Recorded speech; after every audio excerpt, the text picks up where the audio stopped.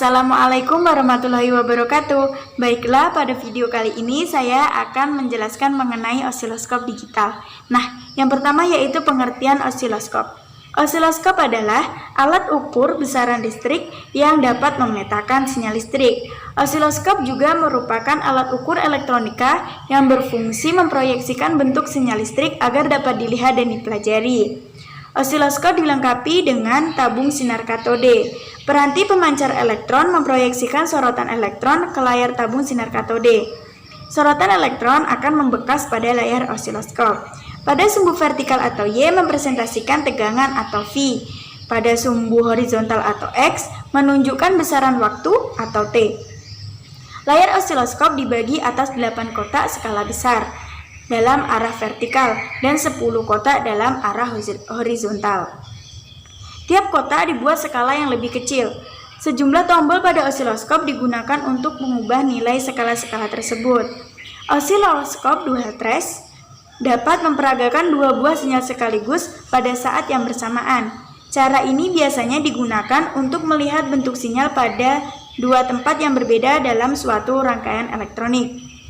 Kadang-kadang sinyal osiloskop juga dinyatakan dengan 3 dimensi, yaitu sumbu vertikal atau Y yang mempresentasikan tegangan atau V, dan sumbu horizontal atau X yang menunjukkan waktu atau T. Tambahannya yaitu sumbu Z. Sumbu Z ini mempresentasikan intensitas tampilan osiloskop, tetapi bagian ini biasanya diabaikan karena tidak dibutuhkan dalam pengukuran.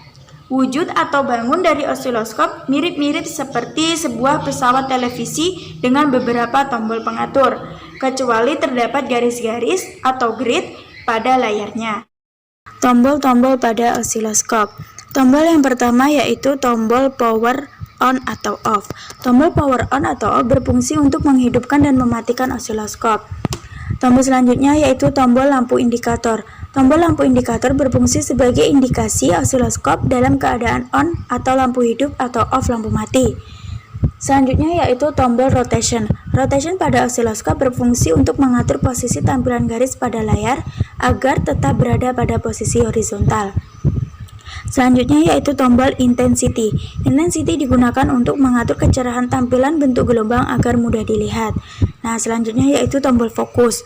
Fokus digunakan untuk mengatur penampilan bentuk gelombang sehingga tidak kabur.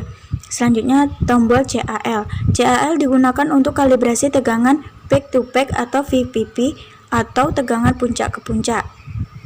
Selanjutnya yaitu tegangan position. Position digunakan untuk mengatur posisi vertikal atau masing-masing saluran atau channel memiliki pengatur position. Selanjutnya yaitu tombol INF atau invert.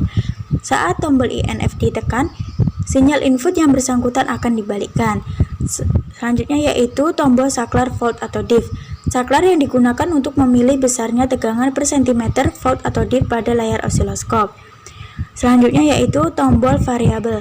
Fungsi variabel pada osiloskop adalah untuk mengatur kepekaan atau sensitivitas arah vertikal pada saluran atau channel yang bersangkutan. Selanjutnya yaitu tombol AC atau DC. Pilihan AC digunakan untuk mengukur sinyal AC. Sinyal input yang mengandung DC akan ditahan atau diblokir oleh sebuah kapasitor. Sedangkan pada pilihan posisi DC, maka input terminal akan terhubung langsung dengan penguat yang ada di dalam osiloskop. Dan seluruh sinyal input akan ditampilkan pada layar osiloskop. Selanjutnya yaitu tombol GND. Jika tombol GND diaktifkan, maka terminal input akan terbuka. Input yang bersumber dari penguatan internal osiloskop akan ditanahkan atau grounded. Selanjutnya yaitu tombol vertical input CH1 sebagai vertical input untuk saluran 1 atau channel 1.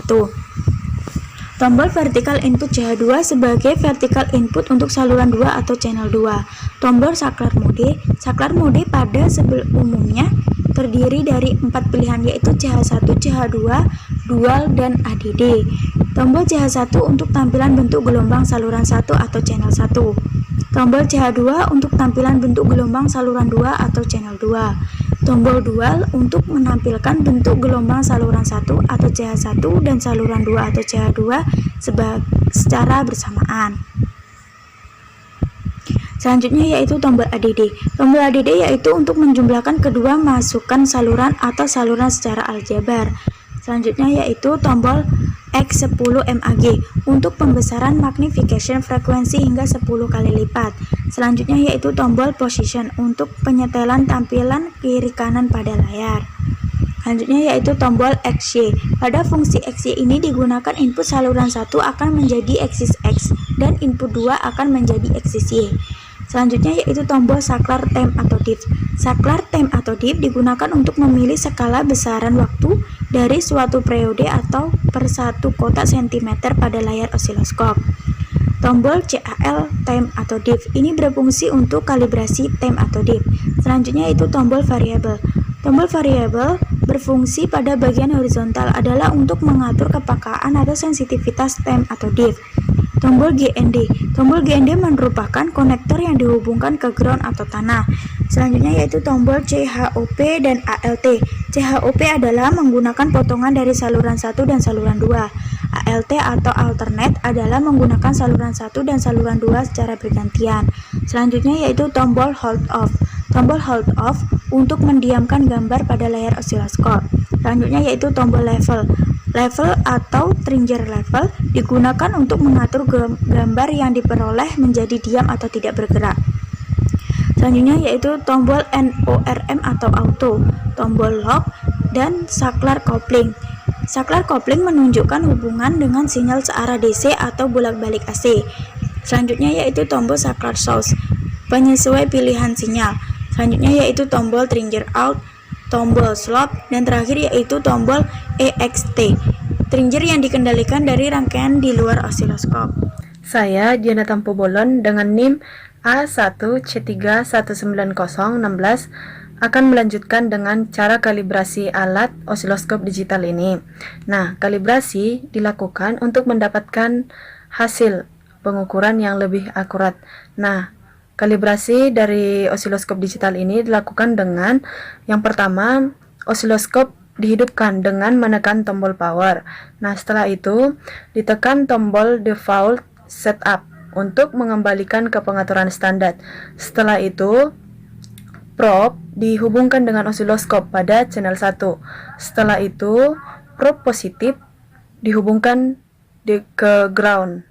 Setelah itu, dia mati gelombangnya dengan mengatur volt per diff menjadi 2V agar jarak antara dua kotak menjadi 1 cm. Setelah itu, time per diff diatur menjadi 0,5. Setelah itu, ditekan auto, kemudian ditempatkan posisi garis osiloskop berada tepat di sumbu X. Setelah itu, ketika kita ingin menggunakan dua channel pada pengukuran dengan osiloskop digital, diulangi dengan langkah yang sama seperti yang sudah saya jelaskan tadi. Terima kasih. Selanjutnya, saya akan membahas tentang pembahasan yang ada di dalam laporan. Pada praktikum kali ini, yaitu percobaan dengan menggunakan osiloskop digital. Praktikum ini bertujuan untuk menentukan fungsi-fungsi dari menu dan submenu osiloskop digital, lalu mengetahui cara pengkalibrasian osiloskop digital, kemudian mengukur tegangan DC dan AC menggunakan osiloskop digital, serta dapat menggambarkan kurva Lissajous menggunakan osiloskop digital. Osiloskop adalah alat ukur elektronik yang dapat memetakan dan memproyeksikan sinyal listrik dan frekuensi menjadi gambar grafik agar dapat dibaca dan mudah dipelajari. Dengan menggunakan osiloskop, kita dapat mengamati dan menganalisa bentuk gelombang dari sinyal listrik atau frekuensi dalam suatu rangkaian elektronika. Osiloskop terbagi menjadi dua jenis, yaitu osiloskop analog dan osiloskop digital.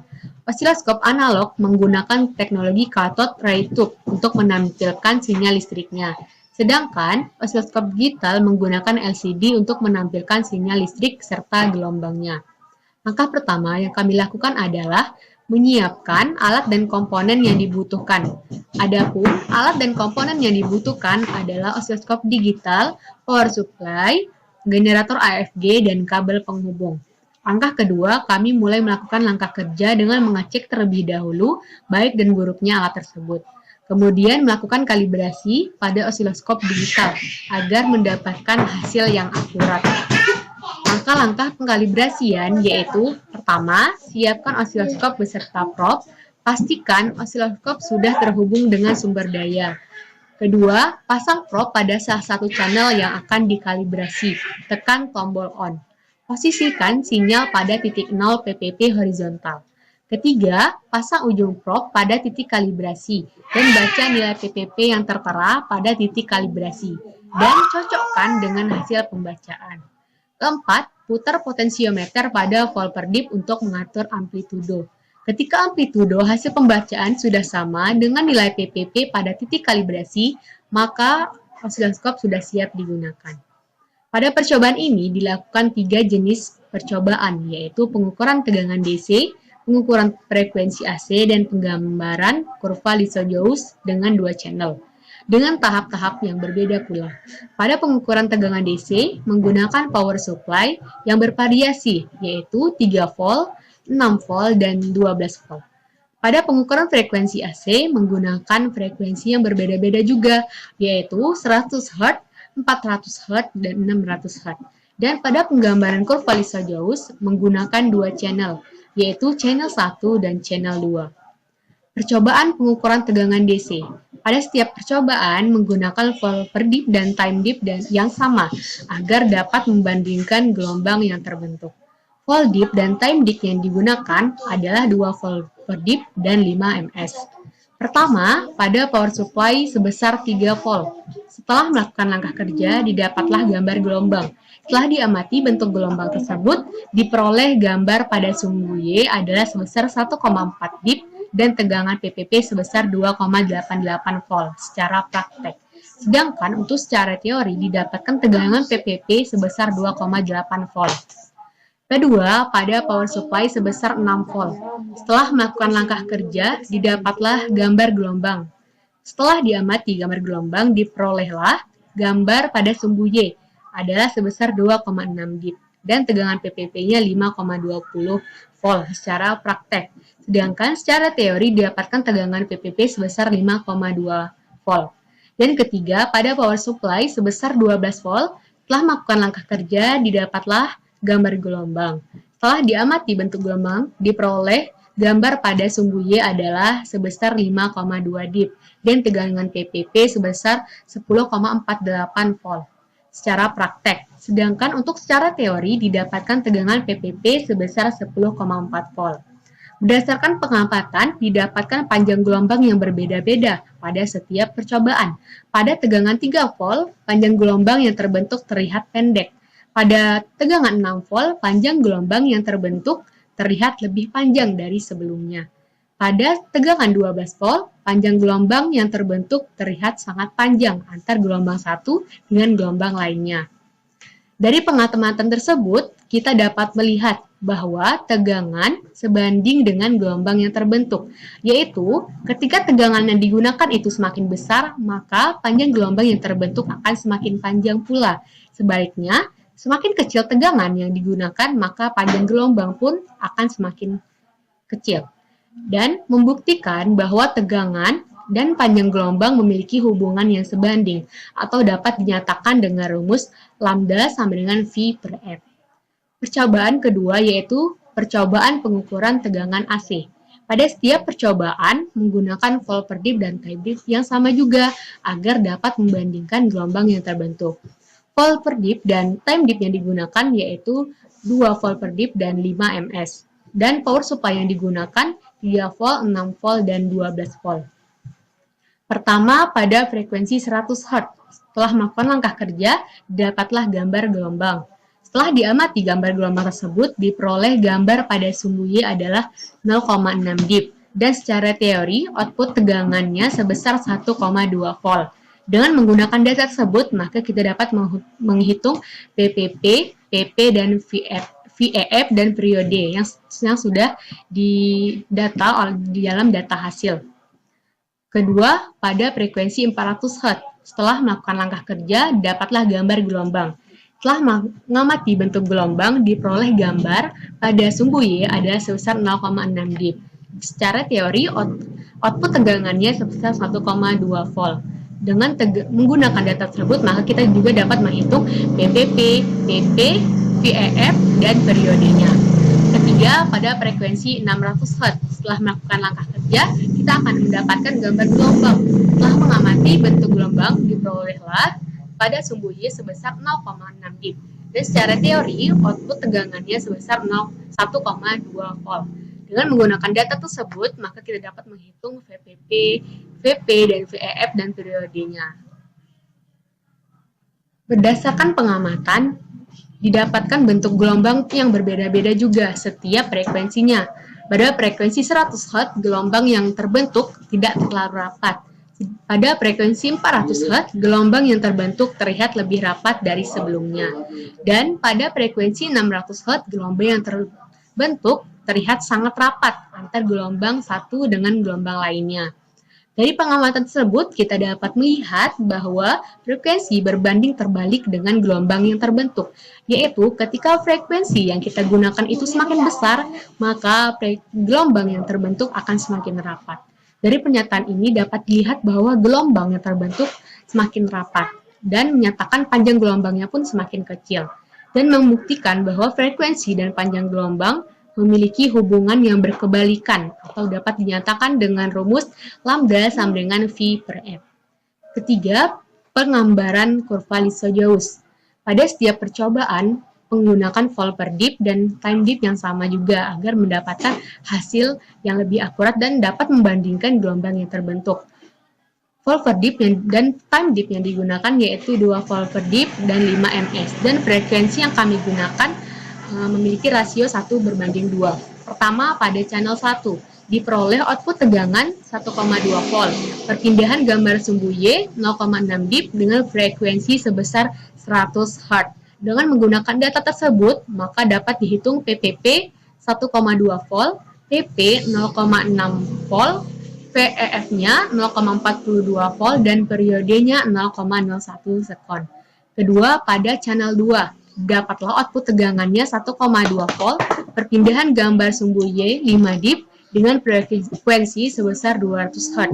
Dengan menggunakan data tersebut, maka kita dapat menghitung VVV 10,0 volt, VP 5 volt, VEF 3,53 volt, dan periode 0,02 sekon.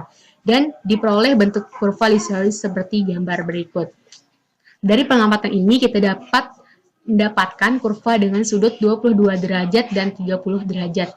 Kami membuktikan bahwa kurva yang ditunjukkan pada display osiloskop itu sesuai dengan teori bentuk kurva berdasarkan rasio frekuensi 1:2. Berdasarkan pengamatan tersebut, bahwa frekuensi dapat mempengaruhi bentuk dari kurva Lissajous. Seperti frekuensi 1:2 itu terdapat 2 gelombang.